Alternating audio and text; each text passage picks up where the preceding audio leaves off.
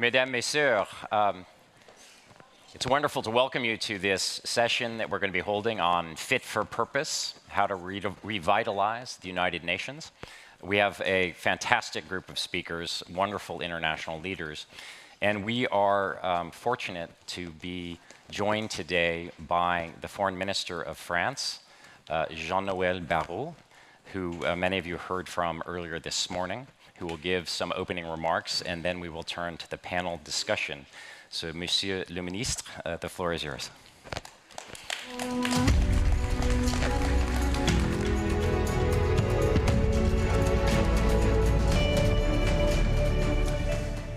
Madame la Présidente, Mesdames les Ministres, President, Ministers, ladies and gentlemen. J'étais la semaine dernière au Sénat. Last week, I was at the Senate, Très important. and it was a very L'adoption important à l'unanimité time. par le Sénat, The après Senate l'adoption à l'Assemblée nationale, de l'accord unanimously BBNJ, adopted du traité sur la the haute mer, qui peut potentiellement Treaty permettre de on protéger Marine la biodiversity moitié of areas beyond de nos national océans. jurisdiction, Voilà which un will help us exemple protect du half of our oceans. This was the multilatéralisme Senate approval after the sous l'égide des lower Nations house. Unies. And this is an example évidemment, of il the reste du efficient chemin à multilateral parcourir, work led by the puisqu'avec United cette Nations. adoption, Of course, la there France is est still le a great 15e deal of work to be pays à done. ratifier This le traité BBNJ, has le premier been de l'Union européenne, le adopted by premier France, the du G7, 15th le premier country to do so. du France G20. is the 15th country, Comme but vous the le first savez, in the European Union and the faut first atteindre the 60 G20 countries. And as you ratifications know, we pour que le traité have to have devienne 60 ratifications for Et c'est the ce à treaty to quoi become nous binding. allons nous employer And this dans les is what semaines et les we mois qui shall viennent. endeavour Et to c'est un do exemple in the important weeks and months to qu'il come. faut reproduire. And this is an important Aujourd'hui, example, les and we Nations must have Unies sont others like critiquées it. pour leur paralysie. The United Nations is Et currently pourtant, criticized for aujourd'hui, being in a state of Elle pousse paralysis. parfois les portes de l'enfer Yet the pour y United sauver des Nations vies. is sometimes there Là opening où the tant gates d'autres of ne hell vont plus. to save lives. Les Nations Goes Unies into sont areas parfois where critiquées others pour no être longer go. biaisées. United Nations is also criticized for being biased, yet the United Nations is the guardian of the Charter which binds us all. But unfortunately, some countries, including permanent members, do not comply with the Charter. As for us, as you know, France is greatly attached to international order based on the rule of law and clear principles as established in the Charter of the United Nations, such principles as territorial integrity and the sovereignty of states. But there is also cooperation between nations, sustainable development and solidarity between countries. We are historically attached to these principles and claim it proudly, repeating it as forcefully as possible in all situations and everywhere. We call for international law and international humanitarian law to be respected in all situations. For example, in Israel when it was Hamas, in Gaza when it is Israel, when it in Gaza when it's Hezbollah, in Lebanon, in Sudan where it's the armed forces, and we also have Sudan with the Yazidi and suffering. There are other countries as well.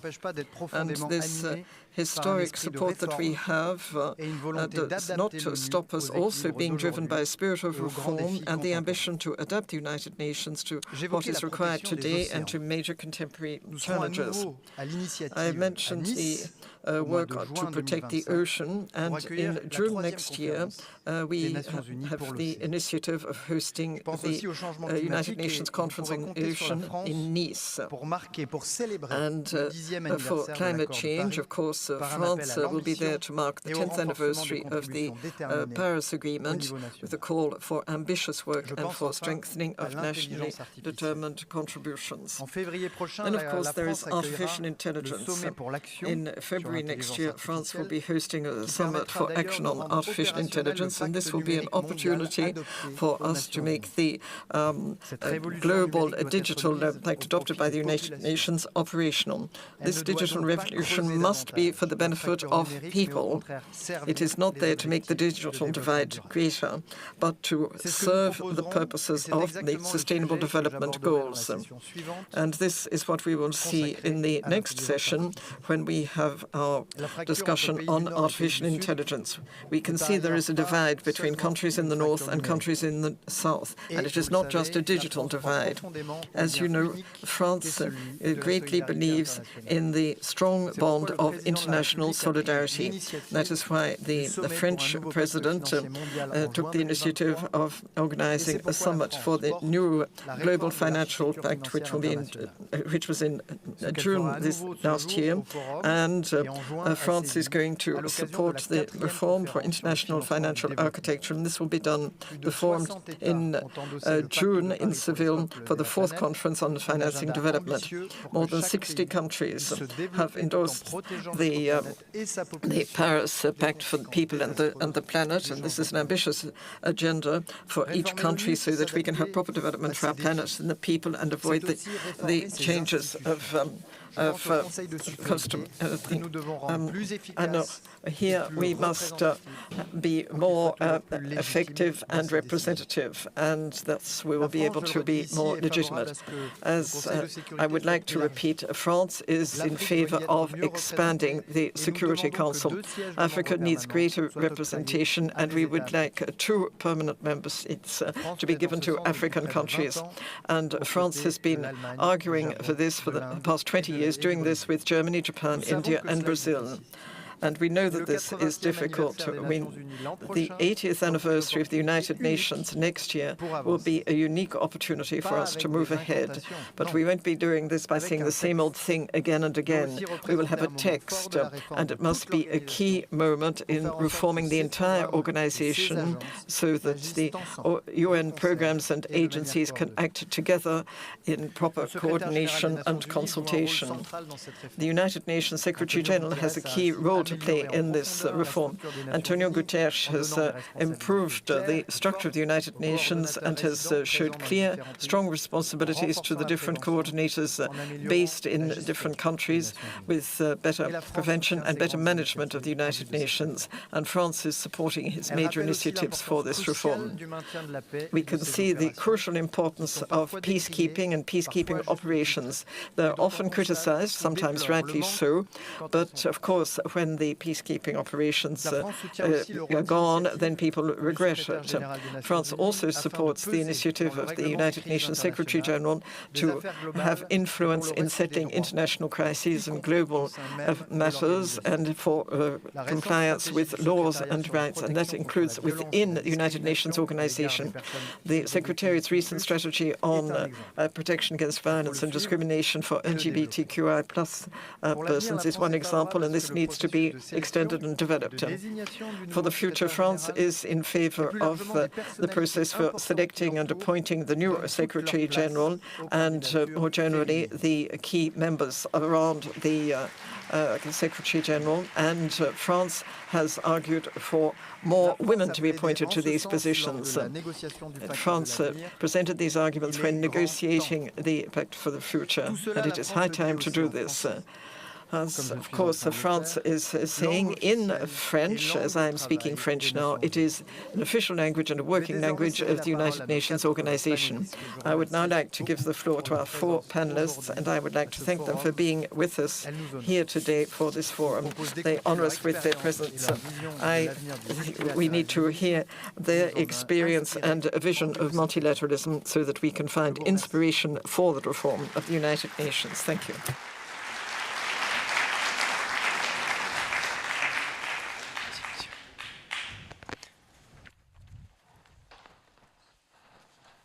Thank you very much, Foreign Minister, for those incredibly detailed and comprehensive observations about the challenges that face our world, the entire multilateral system, not simply the United Nations. It's a great pleasure to be able to moderate a session that follows with 4 wonderful leaders who have done so much in so many different fields, from the environment to international security, to try to make our world more peaceful and more just. Let me mention their names. You all have their biographies, so I won't go into great detail, but they are Natasha Pirc-Musar, the President of the Republic of Slovenia.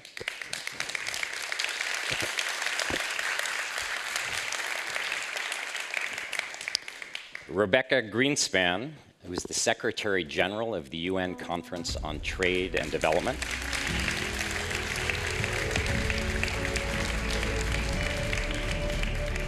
Susanna Malcoro, who is President and co-founder of Global Women's Leaders Voices for Change and Inclusion, and is also the former Minister of Foreign Affairs of the Argentine Republic. And then finally, but not least, Maria Fernanda Espinosa, who is Executive Director of Global Women's Leaders Voices for Change and Inclusion, and also the first female president of the UN General Assembly. Please have a seat. Please, yes. Well, I thought that the Foreign Minister gave us an incredible overview of the many challenges that face our planet, from the governance of perhaps 60%, 65%, I believe, of the world's oceans, to trying to make sure that international law and state sovereignty and the Charter of the United Nations are actually respected. In fact, when I was thinking about an assessment of how the United Nations and the multilateral system is doing, and about the Summit of the Future, I heard from a friend who joked that perhaps the United Nations was focusing on the Summit of on the future because the problems of the present were actually too difficult.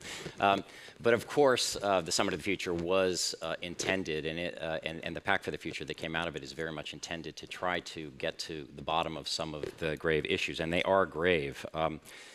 We have a multilateral system in crisis. We have wars raging in Ukraine, Gaza, and Sudan. We have an accelerating climate catastrophe. We have rising north-south divisions. We have obscene levels of global inequality. We have a quickening nuclear arms race. We have transformative technologies that have the possibility of having so much human betterment, but that also could create catastrophic risks for all of us. And we have a surge in populist nationalism around the world and some flirtation with authoritarian ideas. And I think they reflect a loss of trust in institutions that weakens international solidarity and cooperation. And I think all of these crises together lead one to wonder about the relevance and centrality of the United Nations in our world in trying to actually grapple with these questions. They also create great doubts about the UN Charter and international law in a world that seems to be fragmenting into blocks. So with that relatively sober picture or framing, my first question goes to Madame Présidente, which is, and all of us, all of the speakers I hope will address this question. Is the UN created nearly 8 decades ago in a very different world still fit for purpose? And did the Summit of the Future begin to provide a path to help cure what ails the multilateral system? And do you see any glimmers of hope for what came out of it and what we have in terms of the international landscape of institutions? Hello, everybody. Just to say that I'm really, really happy and honored to be here at this summit. The question is not easy, but before I start explaining why I think United Nations is the organization we have to nurture like a diamond, I have to tell you that I'm a lawyer, and I do believe in law and international law, so that's always my point of departure. Looking back 80 years, of course, UN was never without the problems. You know, for the last 25 years, we are debating the reform of the UN, how to modernize the Charter of the United Nations. But I would like to accent one point. United Nations were created to build a security and peace for this world. The League of Nations went to the darkness of the abyss ungloriously because states, most of the states at that time, in between 2 world wars, did not believe in collective security. But after the Second World War, I think that most of the countries around the globe realized how important it is to have a multilateral body. And United Nations is still the only one, well, where all the countries are gathered and they do talk to each other.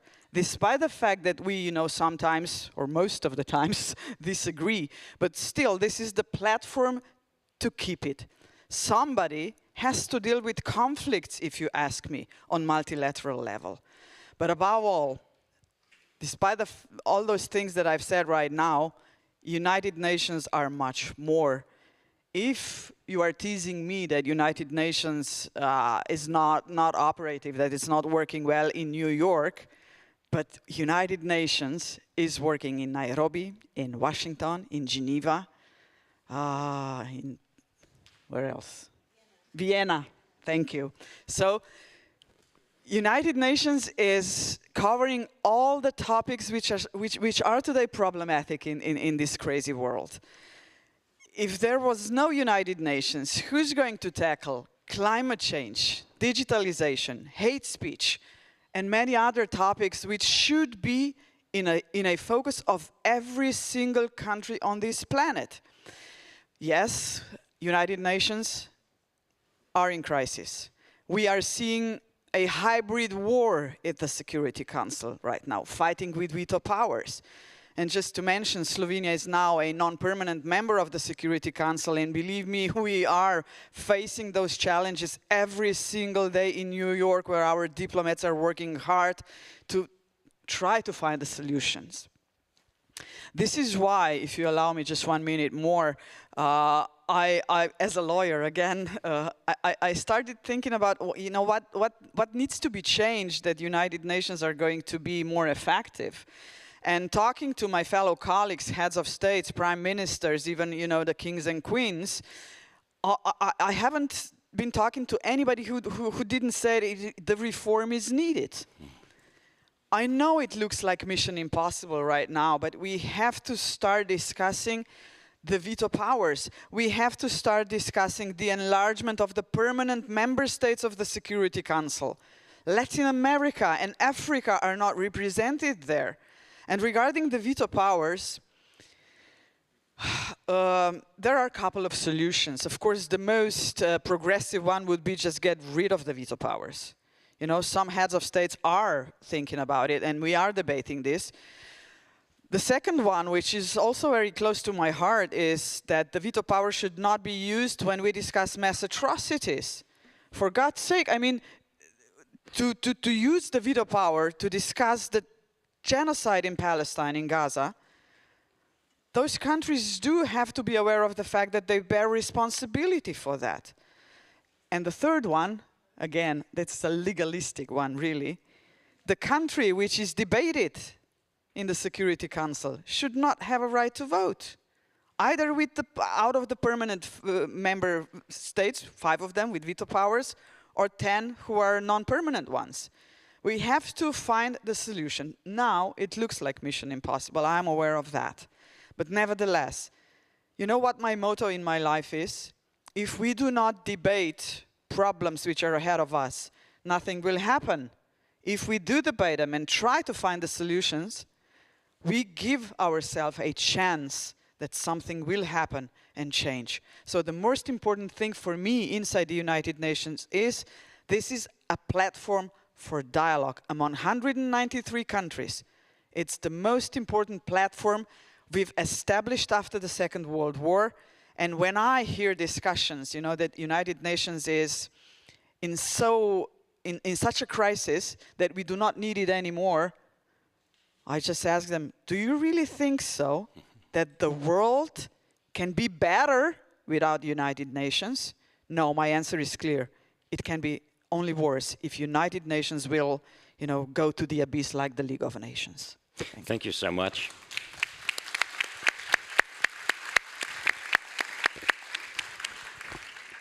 I'd like to turn now to Ms. Greenspan to have some observations and reactions to what I put on the table. No, thank you very much. I think that the President has said it very well. Imagine a world in 2030 with the Sustainable Development Goals not succeeding, with climate change not being tackled, with the prevention and peace and security, or without the UN being able to act in any of the areas where the UN is present. Imagine a world in 2030 like that, and then commit again to strengthen the United Nations. Because, you know, to think about 2030 and that panorama for 2030 is to fail the world. So I completely agree with what the President has said.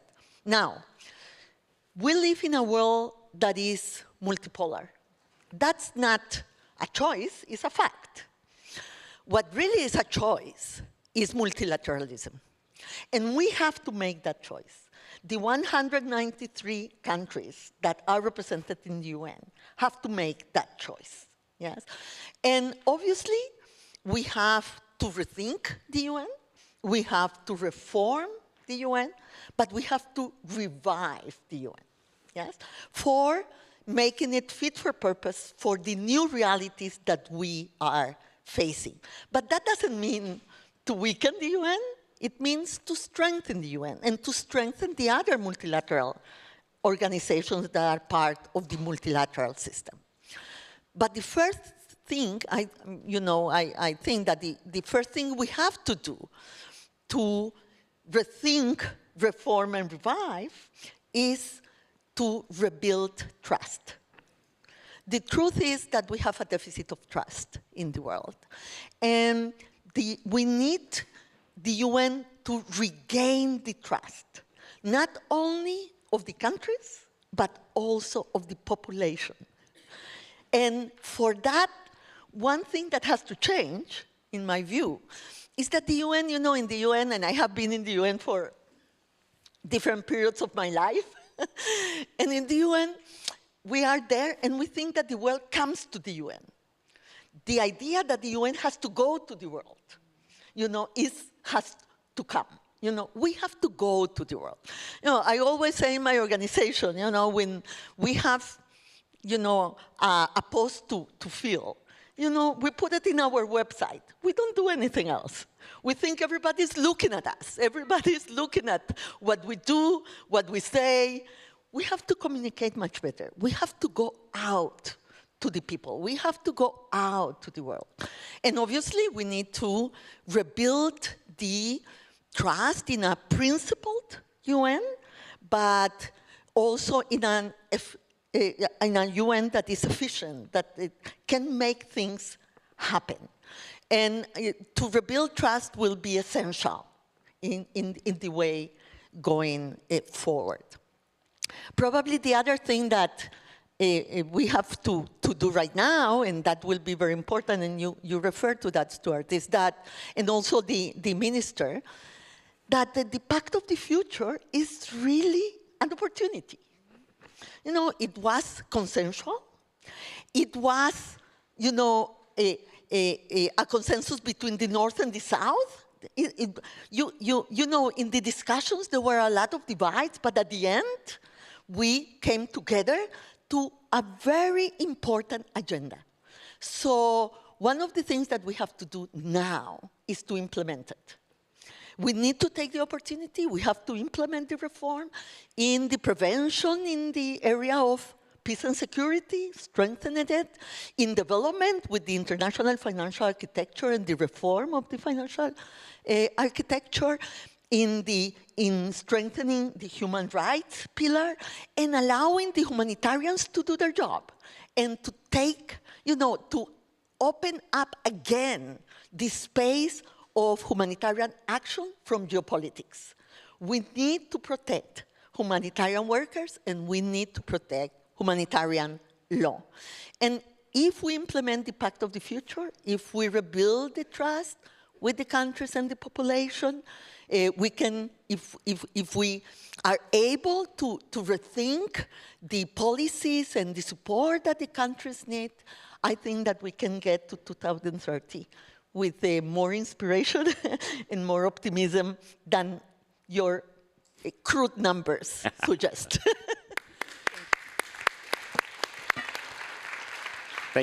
Thank you very much. If I may just pile onto that, I agree with you that, one of the nice things about the Summit of the Future and the Pact for the Future, notwithstanding some efforts by spoilers to derail it towards the end, was that the fact that countries did ultimately come together was a testament to the fact that they believe in multilateralism, and they may have different approaches to how it should be instantiated and institutionalized and reformed.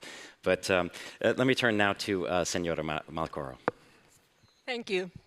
And it's hard to follow the steps of my two predecessors here and the minister. Let's start by saying that the ones who are sitting here are deep believers of a multilateral system.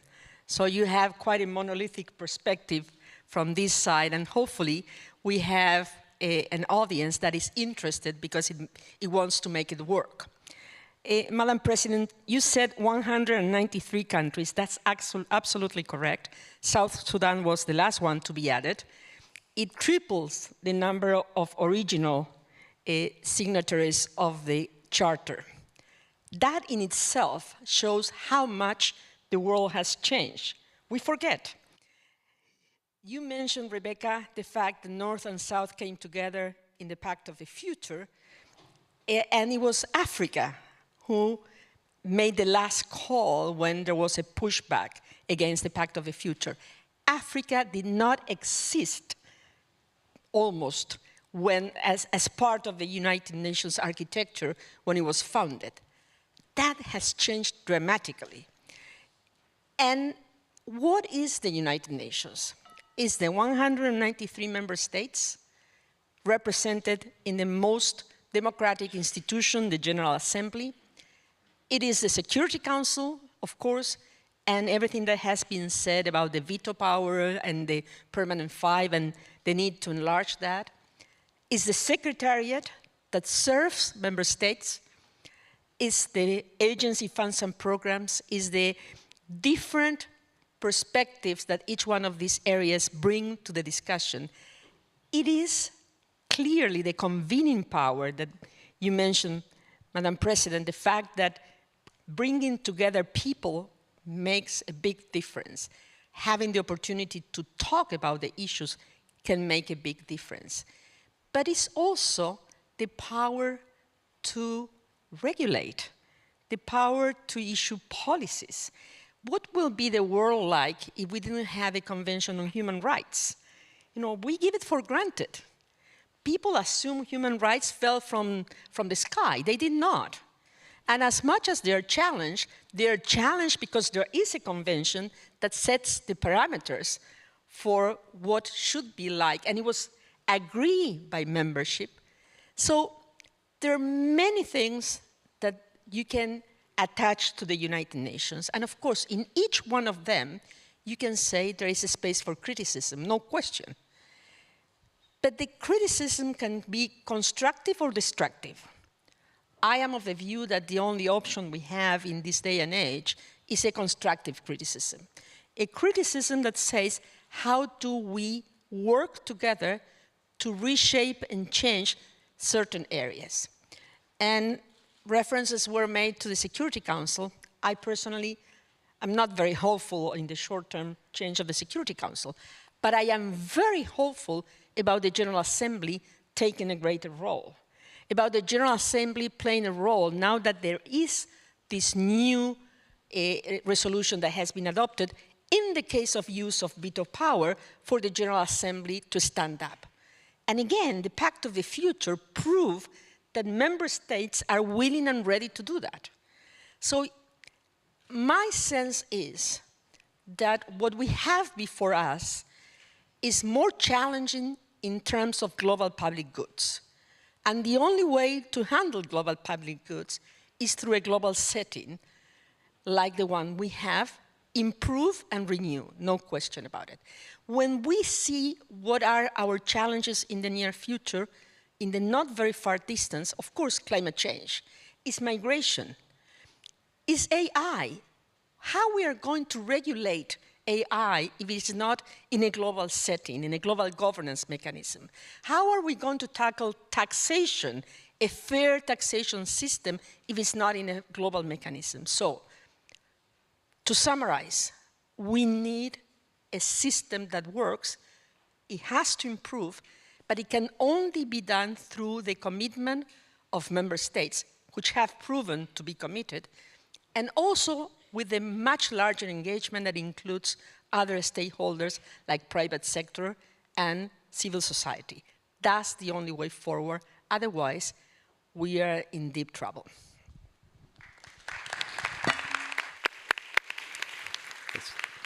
A couple of things that really came out in your presentation are just the degree, not only of the expansion of the member states to more than tripling, but also the expansion of the agenda of the United Nations. And the relevance of the United Nations would seem to be evinced by the fact that people keep coming to it with new problems. So it certainly plays an essential role, even if sometimes a disappointing one. Finally, Maria Fernanda Espinosa. Whoops. After what we already heard, there is very little left. Tout d'abord, je voudrais dire merci. Thank you. I would like to thank the organizers of the Paris Peace Forum. This is a unique opportunity to discuss the future of the UN. English, because I hear that we are very much in the Anglophone mood. I think that for the purpose of this conversation, and believe me, we didn't choreograph the script that we just heard, but for the purpose of this conversation, I would divide the world in two: the UN skeptics and the UN nerds. And of course, I'm part of the second group. And I think one of the challenges is make sure that the UN skeptics find the UN irreplaceable and relevant. And I think this is a shared endeavor. This is a collective task ahead, because the UN is in itself a global common good.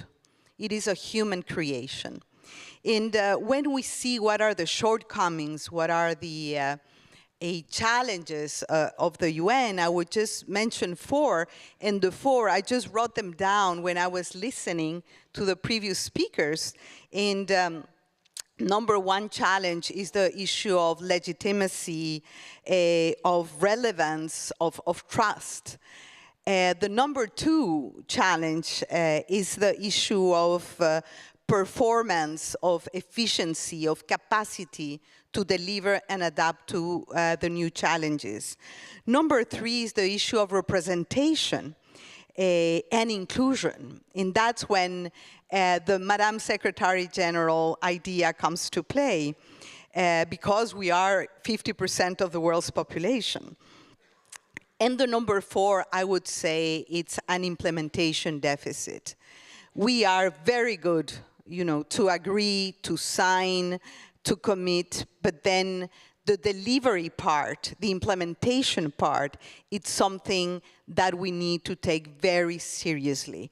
The issue of accountability and transparency in multilateral decision in the framework of the United Nations. And I would say that the Pact of the Future, even we all know it's non-perfect, but I think it was a great achievement in the world of today.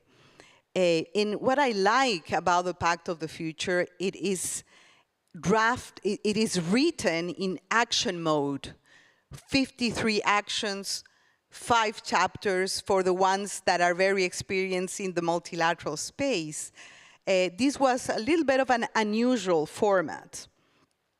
These 53 actions, these 5 chapters, require, as Rebecca was saying, translation into action, into implementation. And for that, I think that the task ahead is to dissect the Pact and to come up with pathways for implementation. Some require only administrative, managerial decisions. Others require intergovernmental processes. Others require the participation of non-state actors, which is one of the new issues that we need to address.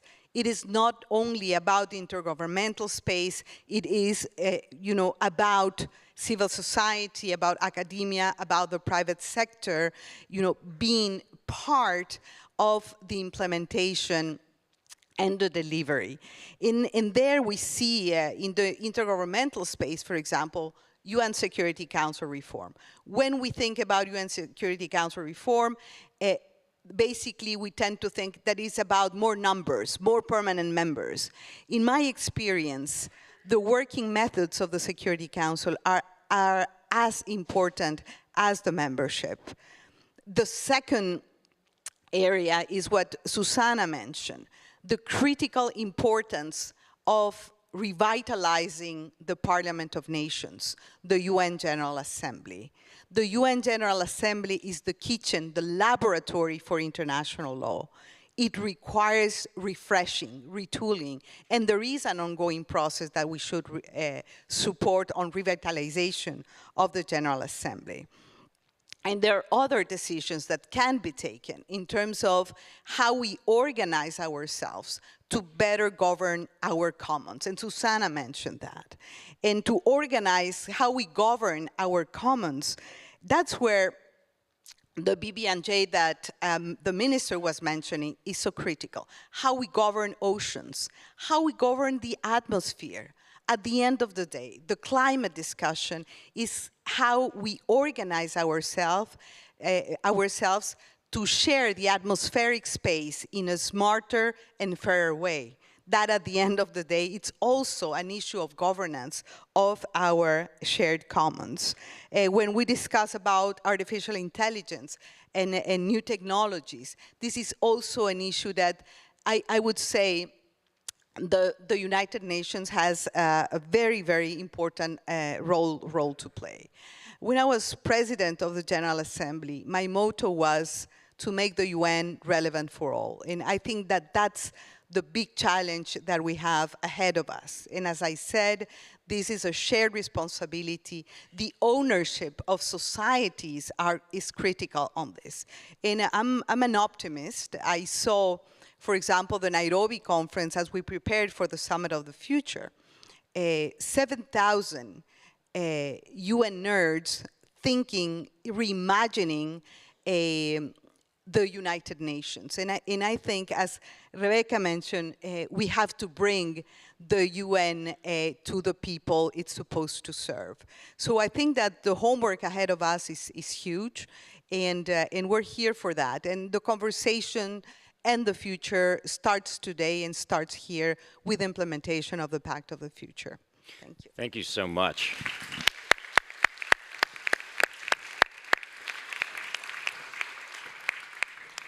You know, I actually am wondering if we should, maybe we should go to the audience, as we've only got about 5 minutes left in this session. Are there folks who would like to ask questions? And please let me know, and I will call on you.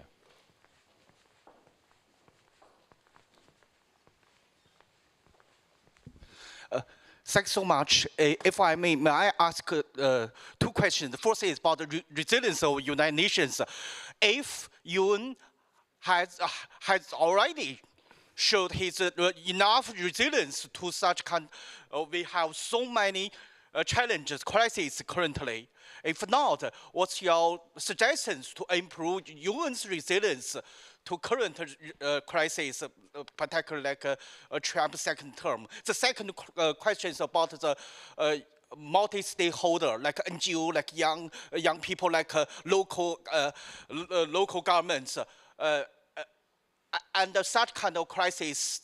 This time, if we can make or strengthen the multi-stakeholders role, and if in the future these multi-stakeholders, particularly local leaders or local government, can you join more rights, and even just like parties or even the sovereignty states parties in United Nations system? Thank you.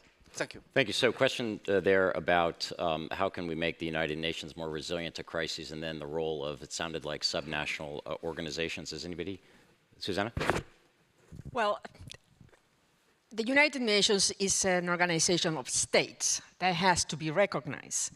But it's also true that, for example, even within states, cities play a significant role in climate change and in urbanization, in crisis, in security, and they are not represented per se in the United Nations. So it's clear that part of the change in the architecture is how to make sure that you enlarge the circles so that you engage others, some within the state itself, and others, as it was mentioned, private sector and civil society.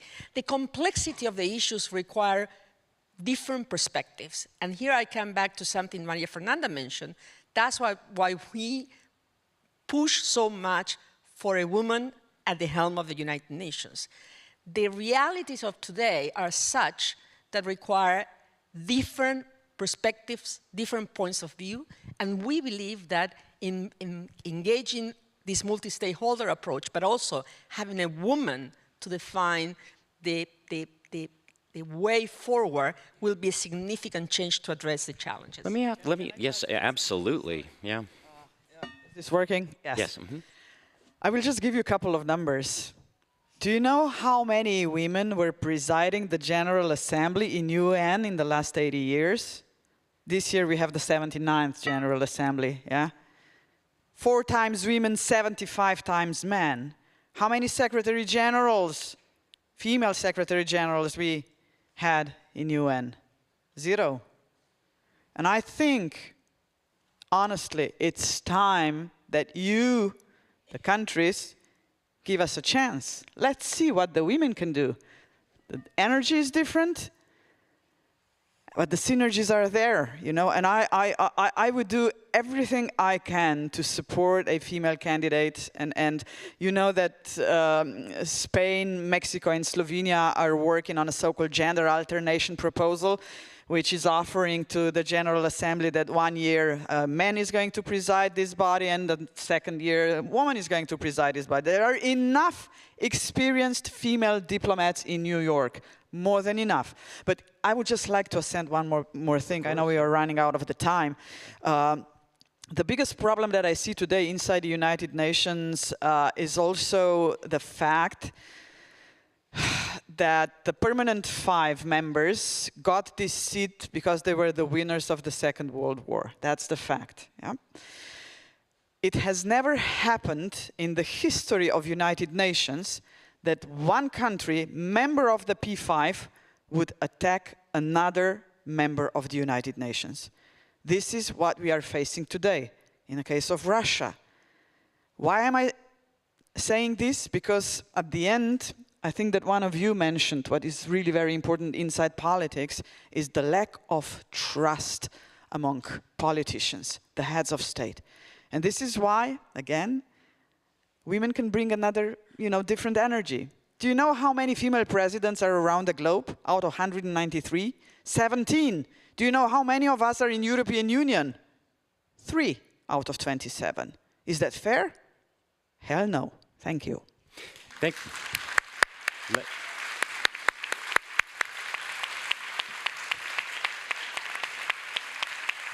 Yeah.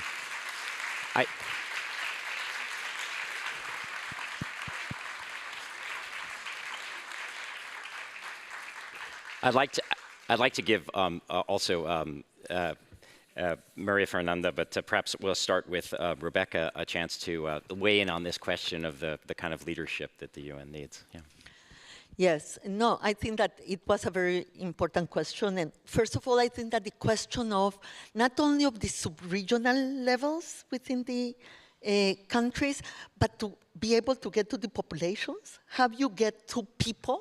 I think that the question is, I will interpret the question more on that sense. The UN has a lot of organizations that work at the sub-regional level. We have talked a lot about localizing the SDGs because the SDGs will happen only if they happen at the local level, not only at a macro level. Habitat works with the cities and the whole network of the cities to be closer to the people is one of the things that we need to do. But with respect to the leadership, and thank you for that very passionate numbers and intervention, with respect to the leadership, there is no reason to think that this will be not choosing the best. We hear that a lot, don't you? When in your career, in my career, we all, if you think that it has to be a woman, so not necessarily it would be the best person, yeah? That's what we hear a lot. And we don't see any reason to think that women are more than half of the, of the professional population. They are more than half the university students. They are more than half, So suddenly we say, this is pure discrimination. It doesn't have to do with the capacities. It has to do with discrimination.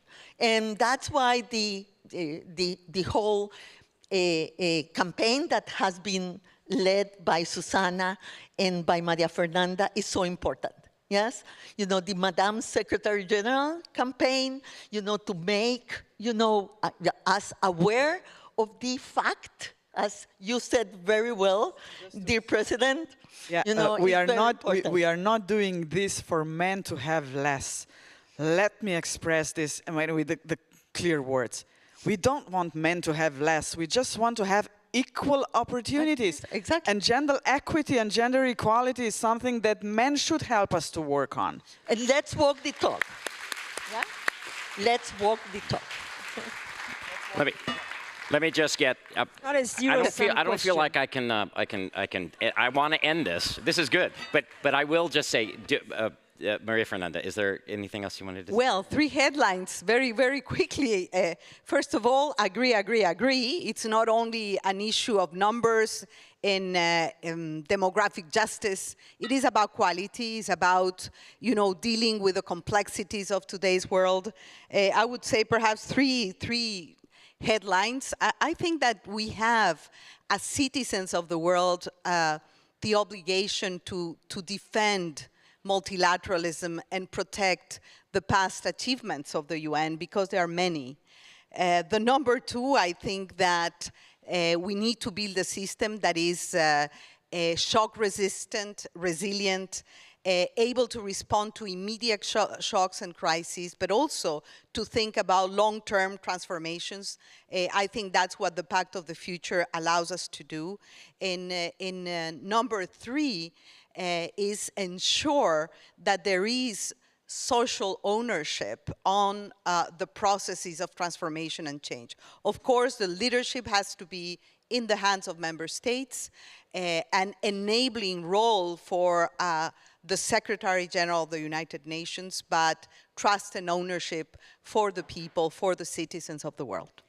Well, I don't think that there's any doubt in my mind that should someone be looking for a candidate for Secretary General of the United Nations, that we would have any difficulty finding one on this stage. And I'm sure there are many other, I know that there are a huge number of other candidates, women candidates for that position, as well as for other leadership positions in the world where we need to rectify some of the balance that we see today and the numbers that you described. So I'm extremely grateful to have been able to listen to all of you share your perspectives, and I know everyone else is here too. So please join me in thanking our wonderful speakers. Can I just say one more thing? Emma, I would just, sorry, I'm the president, I can have the last word. Oh, sorry. Thank you. Oh, that's, I forgot what I wanted to say. This can happen to a president as well. To have a woman on a leading position, it brings so much different energy. Because, men and women, we are from the, we often hear this, we are from Venus and Mars, so that's like galaxies apart. But that's not the truth. At the end, the synergies, working together, it's a win-win situation, and this is what I wanted to assent for, just a final word. Don't be afraid of women's energy. We are different, that's the fact. And just to assent, if we are going to close the gender gap, the experts calculated that we can save $7 trillion. We are discussing $7 trillion if we close the gap. And United Nations calculated that if we are going to go the same pace in gender equality and gender equity, we will need 130 years more to close the gap. I do not have that time. Thank you.